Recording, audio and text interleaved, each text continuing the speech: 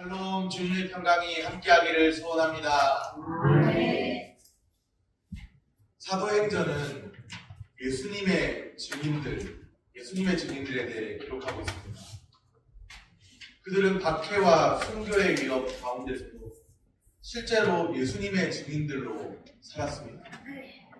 성령의 권능이 그들을 예수님의 증인들로 살게 했습니다. 자기 스스로의 힘이 아니라 성령의 권능이 그들을 예수님의 증인들로 살게 했습니다. 스데반의 순교 직후에, 바로 앞장에 이제 스데반 순교하는 장면이 나오는데요. 스데반의 순교 직후에 예루살렘 교회가 큰 박해를 당합니다. 1절 말씀입니다. 사울은 그가 죽임당함을 마땅히 여기더라.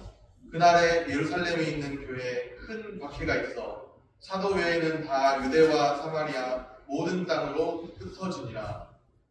예루살렘 교회에 큰 박해가 있었어요. 그 박해가 얼마나 심했는지 상상을 초월합니다. 믿는 사람들은 모두 유대와 사마리아의 여러 지방으로 흩어질 정도의 큰 박해였습니다. 흩어지지 않으면 안 될 정도의 큰 박해였습니다.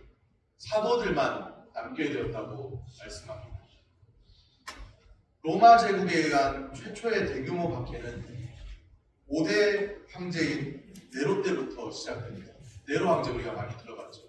5대 황제 네로 때부터 로마 제국의 대규모 박해가 시작됩니다. 네로 이전의 로마 제국은 기독교를 어떻게 보았느냐 하면 유대교의 한 분파, 유대교에서 갈라져 나온 한 분파, 그렇게 봤습니다. 기독교에 대해서 다소 묵인하는 모습을 보였죠. 그렇다면 오늘 본문에 기록된 예루살렘 교회의 큰 박해는 로마 제국이 기독교를 핍박한 것으로는 볼 수는 없습니다. 그러면 누가 예루살렘 교회를 박해한 것인가? 그것은 바로 유대교에 의한 박해였습니다. 하나님을 열심히 믿는다고 하는 유대교, 그 유대교 신자들의 기독교인들에 대한 박해였습니다. 스데반을 돌로 쳐서 순교에 이르게 했던 그들이죠. 이번에는 예루살렘 교회를 박해하기 시작했습니다. 그 박해의 결과 사도를 제외한 모든 믿는 자가 유대, 사마리아 모든 땅으로 흩어지게 됩니다. 1절을 다시 보면 이렇게 말씀합니다. 사도 외에는 다 유대와 사마리아 모든 땅으로 흩어지니라. 사도 외에는 다 흩어졌습니다. 그런데 이 말씀을 보면서 생각나는 말씀이 있습니다. 사도행전 1장 8절입니다. 우리가 지금 사도행전 8장 1절을 보고 있는데 사도행전 1장 8절 말씀입니다. 우리가 잘 아는 말씀이죠. 오직 성령이 너희에게 임하시며 너희가 권능을 받고 예루살렘과 온 유대와 사마리아 땅 끝까지 이르러 내 증인이 되리라. 바로 그 말씀. 예루살렘과 온 유대, 사마리아 땅 끝을 말씀합니다. 그런데 묘하게도 기억하기 쉽게 사도행전 1장 8절을 거꾸로 하면 어떻게 돼요? 사도행전 8장 1절, 사도행전 1장 8절 장절을 바꾸면은 사도행전 8장 1절이에요. 오늘 보면 사도행전 8장 1절이잖아요. 장절을 바꾸면 사도행전 8장 1절도 자세히 보면요, 유대와 사마리아 모든 땅에 대해 말씀합니다.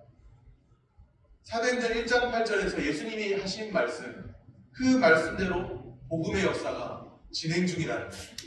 박해를 받아서 흩어지는 줄로 알았는데, 와해되는 줄로 알았는데, 그것이 아니라 복음의 역사가 진행 중이라는 것이죠. 하나님 나라의 확장입니다. 성도들이 각처로 흩어진 것은 무엇 때문이죠? 박해를 피해서 도망하기 위함이었습니다. 어떻게 보면 참 박해를 끝까지 견뎌내면 좋았을 텐데 박해를 피해서 도망하는 그런 성도들을 봅니다. 그런데 그 배후에는 복음이 확장되도록 간섭하시는 하나님의 구원 계획이 있습니다. 그냥 예루살렘 교회에만 머물러 있으니까 복음이 확장돼야 되는데, 주님의 지상명령이 수행되어야 되는데 그 명령을 수행하지 않고 예루살렘 교회에만 머물러 있으니까 박해가 일어났고, 그 박해로 인해서 흩어지면서 흩어지면서 온 유대 사마리아 땅끝으로 나가게 된다는 사실이죠. 여기에 하나님의 간섭하심과 복음이 확장되도록 간섭하시는 하나님의 구원 계획이 있습니다. 그렇게 박해를 피해 흩어진 사람들이 무슨 일을 하고 있나요? 사도행전 8장 4절 말씀입니다. 오늘 말씀 4절 우리 같이 한번 읽어보겠습니다. 그 흩어진 사람들이 두루 다니며 복음의 말씀을 전할세. 아멘. 그냥 흩어진 것을 알았는데 그 흩어진 사람들이 두루 다니면서 온 유대 사마리아 땅끝으로 두루 다니면서 복음의 말씀을 전하고 있습니다. 참 놀랍지 않습니까?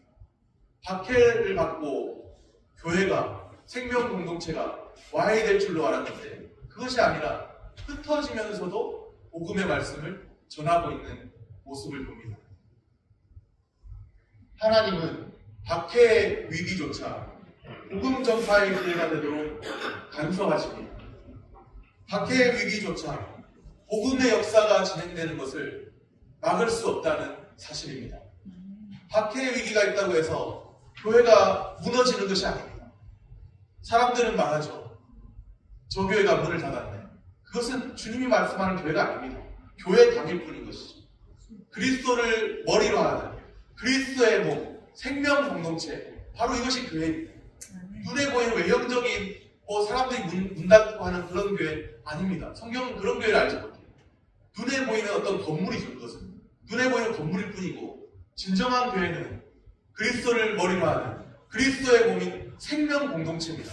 여기에 모여있는 한 사람 한 사람이 주님의 이름으로 모여있다면 그것이 바로 교회입니다. 박해를 피해 흩어진 믿음의 사람들이 있습니다. 그들은 박해의 위기를 위기로만 이해하지 않았습니다. 이제는 끝났네. 그렇게 중단하지 않았어요. 두루 다니며 복음의 말씀을 전했습니다. 그들에게 박해의 위기가 단지 위기의 순간들로 이해될 수도 있었습니다. 이제 교회의 역사는 끝났다. 이제는 교회는 더 이상 어떻게 할 수 없는 그런 시대가 왔다. 그럴 수가 있었다는 거예요. 그러나 그들은 위기의 순간조차 복음 전도의 기회로 삼고 그리스도를 전파합니다. 그 대표적인 사람이 빌립입니다. 5절 말씀입니다. 빌립이 사마리아 성에 내려가 그리스도를 백성에게 전파하니 박해의 위기조차 복음 전파의 기회가 되도록 섭리하시는 하나님도 놀랍습니다. 하나님이 놀랍습니다. 그런데 박해를 피해서 흩어진 한 사람, 빌립이죠. 흩어지는 그 순간조차도 그리스도를 전파하는 그 모습이 참 놀랍습니다. 빌립이 복음을 전하고 사마리아 성 사람들이 복음을 받아들였죠. 그 결과 사마리아 성은 큰 기쁨으로 가득하게 됩니다. 8절 말씀입니다. 그 성에 큰 기쁨이 있더라. 아멘. 큰 기쁨이 있었습니다. 오늘 말씀은 우리에게 신선한 도전을 줍니다. 오늘 우리가 예수님의 증인들로 살려고 할 때 우리를 가로막고 있는 상황이 무엇인가요? 아내인가요? 남편인가요? 아니면 다른 어떤 일들이 우리를 주님 앞에 나오지 못하게 가로막는 상황인가요? 박해의 위기조차 복음의 역사가 진행되는 것을 막을 수 없었습니다. 오늘 우리도 예수님의 증인들로 담대히 사시기를 바랍니다. 사마리아 성은 어떤 성이었느냐? 시몬의 마술을 따르고 있었습니다. 시몬의 마술. 빌립이 전하는 복음의 말씀, 그리스도를 받아들이기 전에는 마술을 따르고 있던 성이었습니다. 9절 말씀입니다. 그 성에 시몬이라는 사람이 전부터 있어 마술을 행하여 사마리아 백성을 놀라게 하며 자칭 큰 자라고, 자칭 큰 자가 나왔습니다. 그런데 놀랍게도 자칭 큰 자를 사람들이 다 따르고 있습니다. 그 마술의 위력에 놀라서 따르고 있는 것이죠. 시몬의 마술이 사마리아 성 사람들에게 먹혔습니다. 시몬의 마술이 사마리아 성 사람들에게 먹혔다는 거예요. 사마리아 성 사람들이 모두 시몬을 따랐습니다. 사마리아 성에 사는 사람들이 시몬의 마술을 따랐다는 것이 어떤 의미일까요? 오늘날 우리가 생각하는 매직쇼, 그런 매직쇼를 즐겼다, 이 정도가 아니에요. 시몬은 자신을 가리켜 큰 자라고 했죠. 자칭 큰 자였습니다. 성경에 있는, 오늘 말씀에 있는 표현대로 보면 사마리아 성에 있는 낮은 사람부터 높은 사람까지 모든 사람이 시몬을 따랐습니다. 사람들은 시몬을 향해서 이 사람은 크다 걷는 하나님의 능력이다, 그렇게 말했습니다. 이렇게 볼 때 시몬은 미혹해하는 자였죠. 사람들을 미혹해하는 자. 하나님의 이름으로 마술을 보여주었습니다. 사람들을 미혹시켜 왔습니다. 사마리아 성에 사는 사람들은 오랫동안 시몬의 마술에 놀라서 시몬을 따랐어요. 참 저 사람이 참 대단한 사람이야, 크다 일컫는 하나님의 사람이라고 하면서 시몬을 따랐죠. 시몬이 사람들 사이에서 오랫동안 지속적인 영향력을 행사하고 있었습니다. 시몬의 마술이 오랫동안 사람들에게 먹혔고 지속적인 영향력을 행사하고 있었습니다. 사람들은 오랫동안 흑암의 권세 아래서 허망한 것을 붙들었습니다. 죄의 종로를 타며 살았습니다. 그런데 거기에 복음의 말씀을 전하는 한 사람이 나타났습니다. 그 한 사람 빌립에 의해서 사마리아 성 사람들은 복음을 받아들이게 됩니다. 빌립이 전파한 내용이 무엇일까요? 그 마술에 심취해 있는 그 사람들, 시몬의 마술을 따르는 사람들을 돌아서게 만든 빌립이 전파한 그 내용이 무엇일까요? 12절 말씀입니다. 사도행전 8장 12절 말씀, 우리 같이 한번 읽겠습니다. 빌립이 하나님 나라와 및 예수 그리스도의 이름에 관하여 전도함을 그들이 믿고 남녀가 다 세례를 받으니. 아멘. 빌립이 전도한 것이 분명히 나오죠. 빌립이 무엇을 전도했다고 말합니다. 하나님 나라와 및 예수 그리스도의 이름에 관하여 전도함을 그들이 믿고 남녀가 다 세례를 받았습니다. 하나님 나라를 전파한 거예요. 예수 그리스도를 전파한 겁니다. 빌립. 마술에 심취해 있는 그들에게, 그 마술적 세계관에 물들어 있는 그들에게 하나님 나라와 예수 그리스도에 근거한 그 세계관을 전파한 겁니다. 빌립이 복음의 말씀, 그리스도를 전파할 때 표적이 나타났어요. 능력이 나타났어요. 표적. 많은 사람에게 붙었던 더러운 귀신들이 크게 소리를 지르며 나갔습니다. 많은 중풍병자, 못 걷는 사람이 다 나았습니다. 치유의 역사가 나타났다는 거죠. 그 말씀을 입증하는, 그 말씀이 생명의 말씀임을 입증하는 치유의 역사가 나타났다는 것이죠. 하나님 나라를 전파할 때, 예수 그리스도를 전파할 때 중요한 것은 사람들이 나았다는 것보다도 그 치유의 역사도 중요하겠지만 더욱 중요한 것은 하나님 나라를 전파할 때, 예수 그리스도가 증거될 때, 예수 그리스도의 주대심이 선포될 때, 오늘 우리가 나 자신이 마치 스스로 왕인 것처럼, 스스로 왕노를 하며 살아가는 이 세상 가운데서 예수 그리스도의 주대심, 하나님의 하나님 되심이 선포될 때 표적이 나타났습니다. 오늘 우리에게서 전파되어야 할 것이 무엇일까요? 사람을 온전케 하는 복음의 말씀입니다. 하나님 나라와 예수 그리스도인 줄로 믿습니다. 사도행전 마지막 절도 가서 보시면 하나님 나라, 예수 그리스도에 대해서 담대히 거침없이 전파하는 장면이 나옵니다. 그렇게 마무리가 됩니다. 사도행전 마지막까지 하나님 나라를 전파했고 예수 그리스도를 전파했습니다. 사마리아 성 사람들은 하나님 나라와 예수 그리스도에 대해 알기 전에는 오랫동안 시몬의 마술을 따랐습니다. 그러나 그들은 이제 달라졌죠. 그들은 오랫동안 따르던 그 흑암의 권세에서 벗어나서 그리스도를 믿는 사람들이 되었습니다. 예수 그리스도의 주되심을 인정하는 사람들이 되었습니다. 이제 더 이상 시몬의 마술을 따르는 자가 아니라 예수 그리스도를 나의 주, 나의 하나님으로 받아들이는 사람들이 되었습니다. 복음의 능력은 오랫동안 죄의 종로를 타던 사람들도 변화시킵니다. 복음의 능력이 사람을 변화시키지 못한다면 그 어느 것도 우리를 변화시킬 수 있는 것이 아무것도 없습니다. 복음의 능력보다 더 위대한 능력이 이 세상에 어디에 있을까요?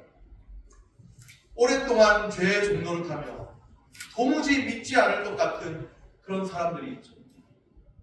복음의 능력이 그 사람 가운데 역사하면, 주의 말씀이 들어가고 성령의 역사가 그 사람 가운데 나타나면 분명히 달라집니다. 바울은 로마서에서 말씀합니다. 로마서 1장 16절 말씀입니다. 내가 복음을 부끄러워하지 아니하노니 이 복음은 모든 믿는 자에게 구원을 주시는 하나님의 능력이 됨이라. 먼저는 유대인에게요, 그리고 헬라인에게로다. 아멘. 이 복음은 모든 믿는 자에게 구원을 주시는 하나님의 능력이 됨이라. 바울은 분명히 그렇게 말씀했어요. 이 복음은 모든 믿는 자에게 구원을 주시는 하나님의 능력입니다. 복음은 하나님의 능력입니다. 구원을 주시는 능력입니다. 이 복음, 모든 믿는 자에게 구원을 주시는 하나님의 능력입니다. 우리는 복음의 능력을 신뢰해야 합니다. 믿는 자는 복음의 능력을 신뢰해야 합니다. 흑암의 권세 아래 살아가는 자들, 그들을 건져내어야 합니다. 저 죽어가는 자들을 구원해내야 합니다. 하나님과 단절되어서 생명이 단절된지도 모르고 사는 사람들에게 복음의 능력을 전파해야 합니다. 그것이 믿는 자로서 우리의 본분을 다하는 것입니다.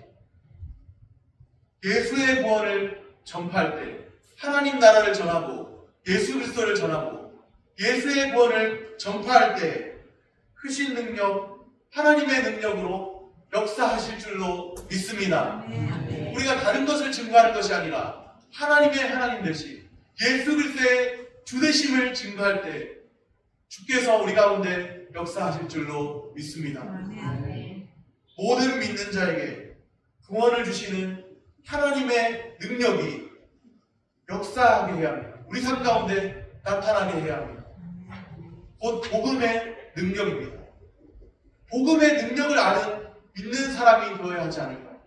우리가 입술로는 하나님을 믿노라면서 예수 그리스도를 믿노라면서 복음의 능력을 신뢰하지 못하는 그리스도인이 아닙니다. 복음의 능력, 이 복음은 모든 믿는 자에게 구원을 주시는 하나님의 능력이 됩니다. 하나님의 주권을 인정하고 복음의 능력을 신뢰하는 믿는 자로 살아가야 하지 않을까요? 복음의 능력을 신뢰하며 예수님의 증인들로 살기를 소원합니다. 하나님의 자녀로 살아가는 것이 이 세상에서 제일 행복한 것이며 또 복음을 증거하는 것이 내 삶에 참 즐거움이 될 수 있는 하나님의 영광을 체험하는 것이 될 수 있는 우리 모두가 되기를 소원합니다. 말씀을 정리합니다. 박해의 위기조차 복음의 역사가 진행되는 것을 막을 수 없었습니다. 복음의 능력을 신뢰하며 흑암의 권세 아래 살아가는 자들을 건져내어야 합니다. 이 복음은 모든 믿는 자에게 구원을 주시는 하나님의 능력입니다. 복음 전도에 대한 열정을 품고 영혼 구원에 대한 열정을 품고 예수님의 증인들로 사는 은혜가 우리 가운데 있기를 소원합니다.